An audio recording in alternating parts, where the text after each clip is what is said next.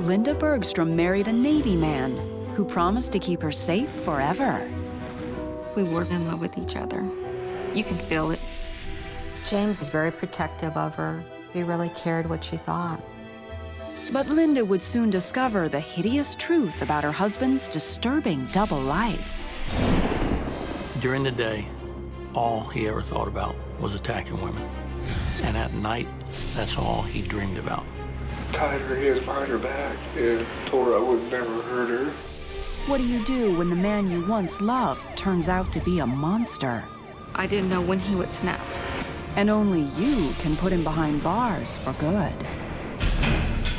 He did way too much. He needed to be caught. When it comes to love and marriage, things aren't always as they seem.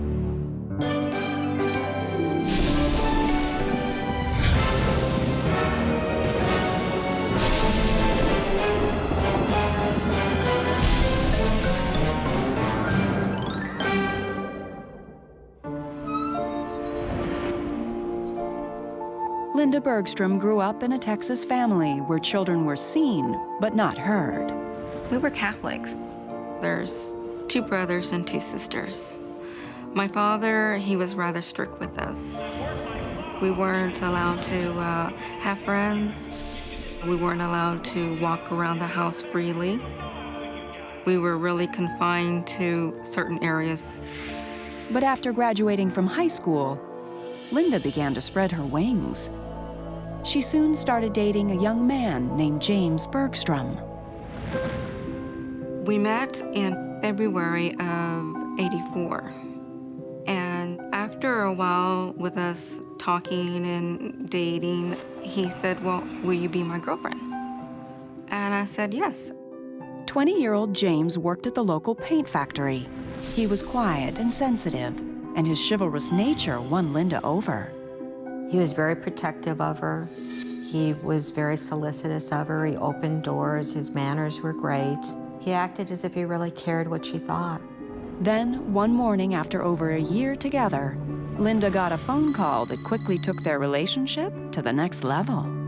James had called me up and he said that he made a decision to join the Navy with his brother. And then he said, but before I go, we're gonna get married. The proposal came as quite a surprise, but Linda knew she wanted to be with James no matter what. The day that we got married was on April the 25th, 1985. That morning, he called me up and he says, get ready, we're gonna go get married. And I'm like, what, you know? He says, just get dressed, we're gonna go do it. After their speedy courthouse wedding, the newlyweds moved to Bangor, Washington, so James could begin his new career in the Navy. We drove to Washington State, and it was a beautiful view. Everything was new. Everything was exciting. Enchanted by her new surroundings, Linda quickly settled into her new life in the Great Northwest. James, however, didn't seem to make the transition quite as well. James started to have this temper. He didn't like being in the military. He hated it. I mean, that's all he talked about was getting out of the service. James had given the Navy a 4-year commitment, but just months into his service, he became determined to find a way out. All he talked about is going back home, going back to where his friends were at so he can go out and play basketball. That's all he talked about, those 2 things. James desperately wanted to move back to Houston, where he promised things would return to normal. But life with James would never be normal again.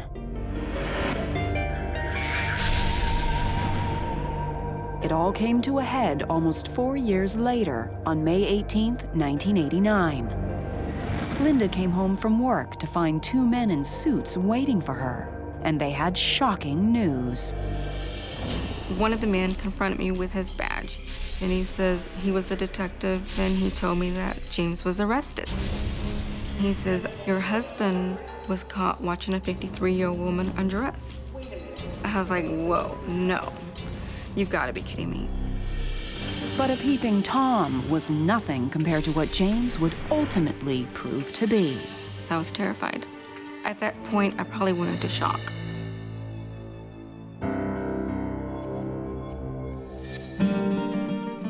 In the fall of 1985, 4 years before James was arrested for peeping on a female neighbor, Linda's new husband was having trouble adjusting to Navy life in Washington State. James hated being in the Navy, and he despised being out on the submarine. And from his first voyage to his second, it just got worse. It was sort of like a cycle. We would get into arguments before he went to sea. When he came back from sea, we would get into arguments again. As the months passed, the pattern continued. But soon, James appeared to have finally found a healthy way to deal with the stress. In order to relieve the stress and the anger, James started to take jogs at night, and they got longer and more frequent. Linda didn't mind him taking the jogs. She thought it was a great idea. And for a while, the nighttime jogging seemed to work. I noticed that he would kind of mellow out. So everything seemed like it was going okay. And that life continued without interruption until one night when Linda saw something she was never supposed to see. It was October of 1988. Linda and James were unloading groceries when James suddenly disappeared. I went upstairs and I turned back and I said, well, where's James? You know, I thought he was helping me with the groceries. So I went downstairs and I kind of looked towards the right and I saw him between the fence and a window. And I looked at him, I says, well, what are you doing? And he saw me and then he picks up a screen and he says, oh, there's this screen, you know, we need a screen for our window. Linda wasn't sure what she had just witnessed, but she couldn't shake an unmistakable feeling of dread. I says, no, you were looking in the window, weren't you? He says, no. He says, I wasn't doing that. I questioned that, and he looked rather sincere, you know. He said, I didn't do anything. Linda was hopeful that the incident was just a misunderstanding. And before long, life returned to normal. Everything sort of mellowed out, you know. That's when we'd go out places and do things together, and he seemed to be fine. And life was fine until the spring of 1989, when Protective James began to worry about his young wife's safety. There was a rapist who had been terrorizing in the area called Parkwood for quite some time. He'd been breaking into houses, and James was terrified that this man had shown up at their door. Parkwood wasn't far from their new home outside of Bangor, Washington, and the media had seized upon the story of the Parkwood Rapist. James told me, you know, there's somebody wearing a ski mask. Lock the doors, you know, make sure the windows are locked. Linda took appropriate precautions and never thought much about the rapist until just a few weeks later on May 18th, 1989. That was the day when Linda learned that James had been arrested for peeping. I came into the apartment. There were detectives in the house. They had told me that he was arrested for peeping through a window. Was James a peeping Tom? The thought was bad enough, but nothing could have prepared Linda for what investigators told her next. The detective said, we think he is the Parkwood Rapist. And I says, look, okay, peeping Tom, maybe, but a rapist, no way. So I said, you know what, I don't understand this. I think at that point, I probably went into shock. Fearing the worst, Linda went down to the station, where James had already confessed to the peeping incident. I asked him, I said, did you commit this rape? He says, no. He says, I didn't do any of that. After several hours in custody and heavy questioning, James was finally released. The police in the Seattle area really couldn't get enough evidence together to charge James, and the Navy was embarrassed by the situation and just wanted James to leave. So they offered to pay his way back to Houston. At long last, James was free from the Navy, and Linda was hopeful that moving back to Houston might save their struggling marriage. But things were about to go from bad to even worse. I wasn't sure who he was at this point. That was like living in hell.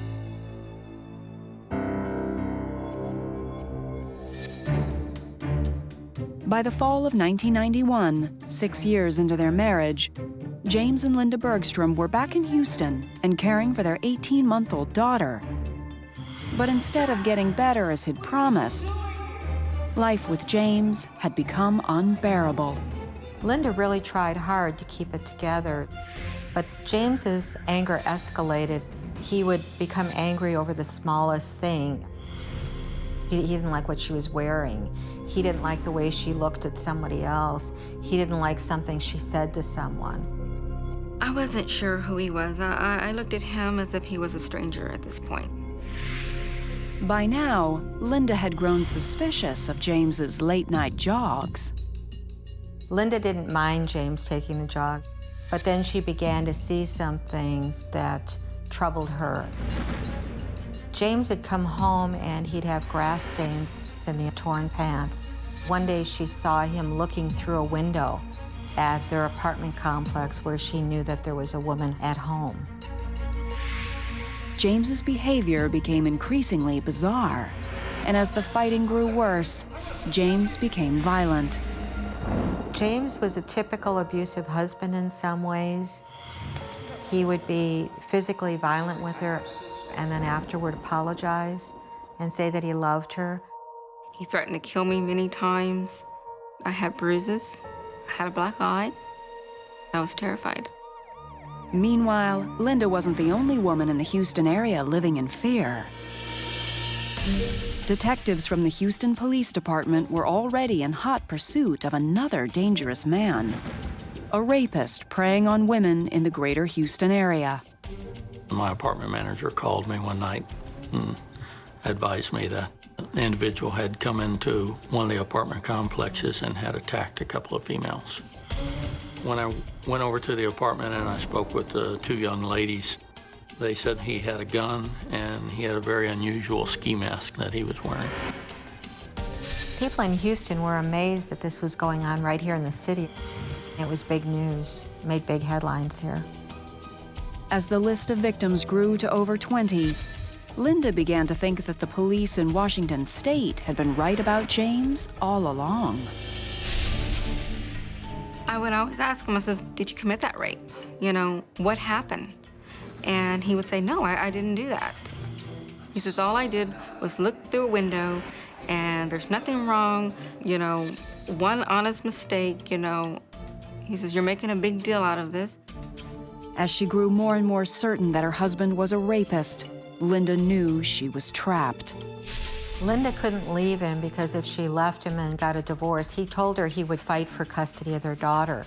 And she knew that that meant that the daughter could be victimized. So instead of leaving her abusive husband, Linda did something most unexpected. She turned from a loving wife to a vigilante, determined to help put James in jail. I thought, you know what? That's it.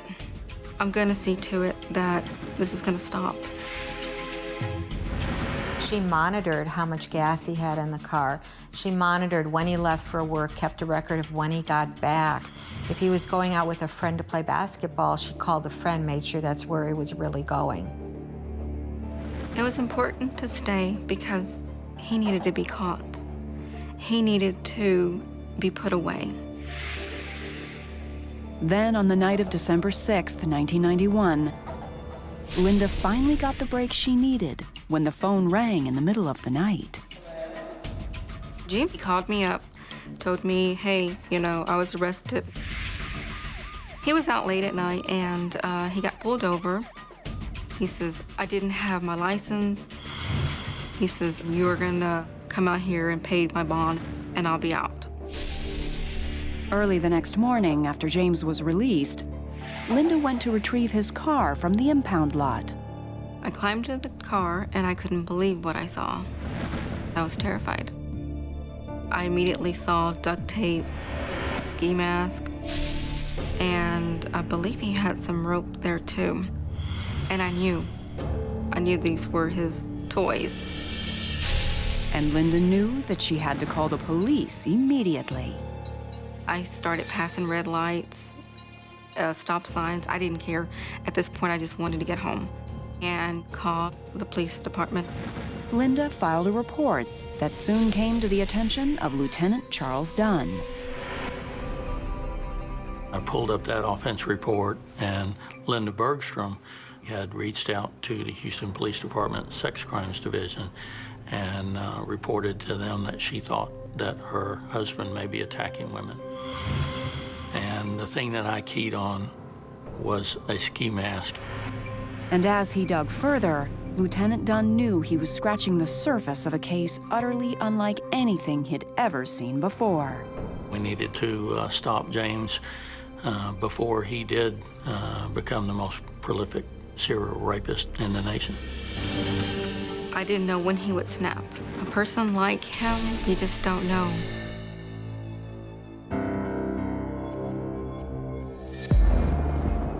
By December of 1991, Linda Bergstrom's worst fears had been realized.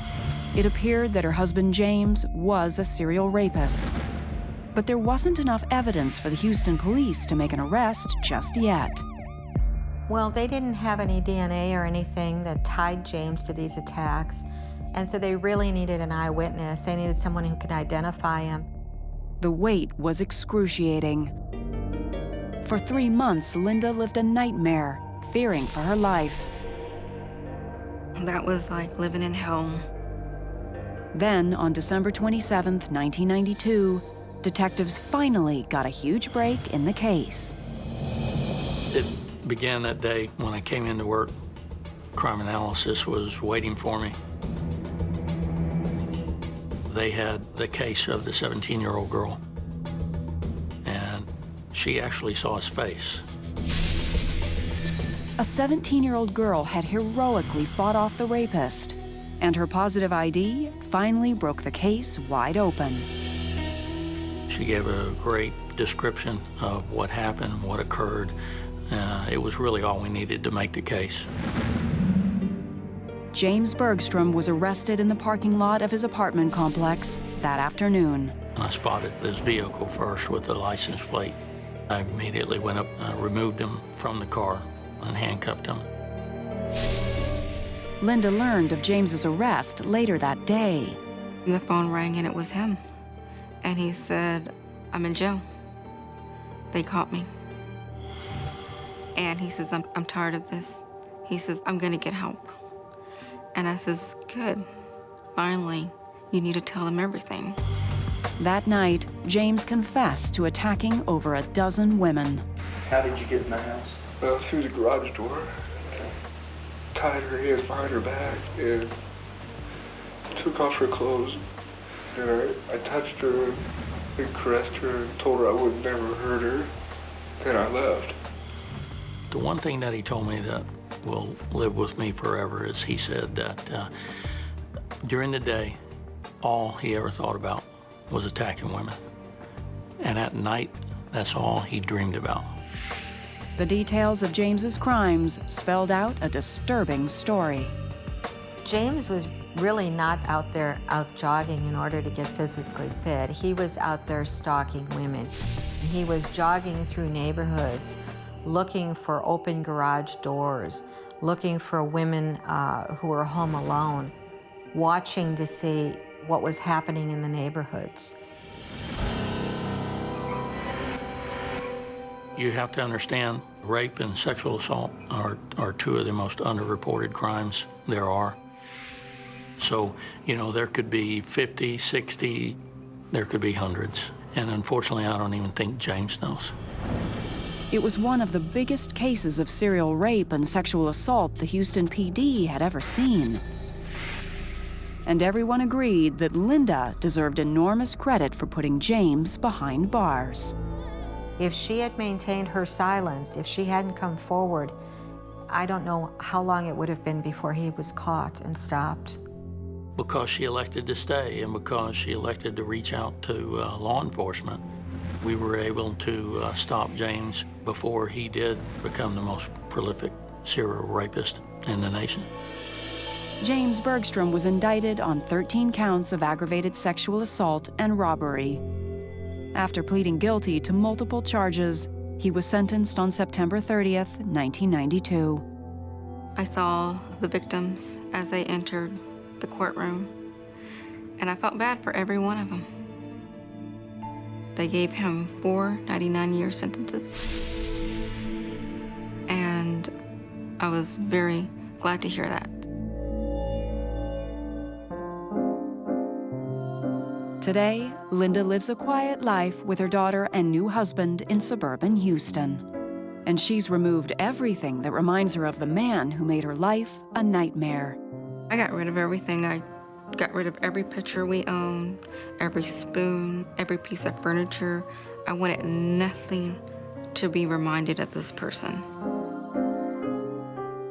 It took me a long time to trust anybody. Probably wouldn't trust the person next door. But after so many years, life is looking up for Linda. Today I feel very comfortable. I'm very happy. Before, my life was in hell, and today I can say I'm in heaven.